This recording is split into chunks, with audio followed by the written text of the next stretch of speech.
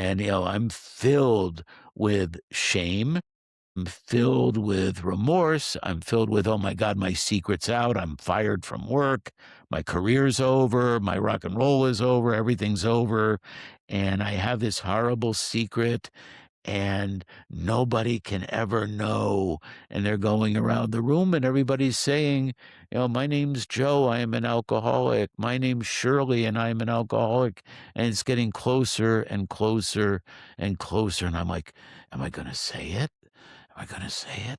And it gets to me.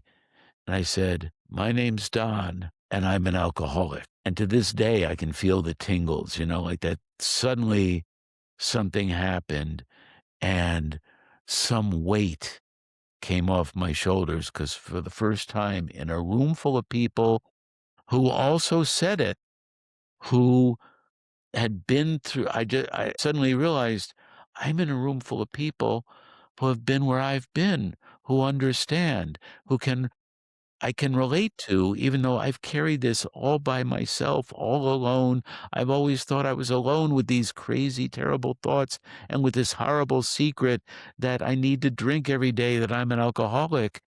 And once I said it, it was the first step to freedom. In Alcoholics Anonymous, we have these promises, right? And the very first promise that our big book says is, um, you will know a new freedom and a new happiness. And that at that moment, I felt the new freedom. I just had my meeting today. Oh, thank you, Don. That was, again, I feel so parallel and so connected to you more than I've ever have with most people.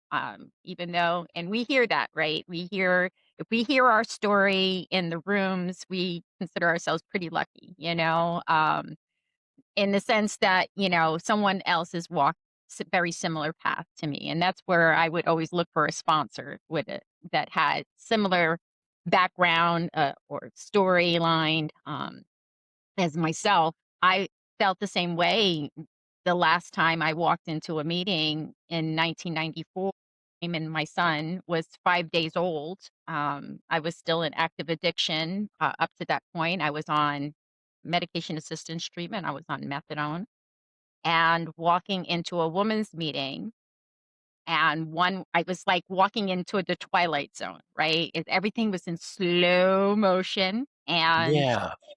yeah, and someone that took the carrier, someone walked me to a chair, someone gave me a cup of coffee, my hands, I had to hold it with 2 hands, and, shaking, and it was a round robin.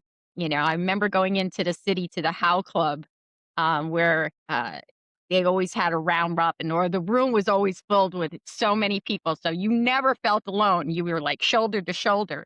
There was meetings that, you would show up and you were shoulder to shoulder with people, standing room only, like concerts, right? But, yeah, walking into that room and getting to that place and pausing, right? It almost like the room got silent. You could hear a pin drop, and here was Carol, crackling throat, voice, and, "My name is Carol, and I need help." I can remember those words clearly, and from there, like they say, the rest is history.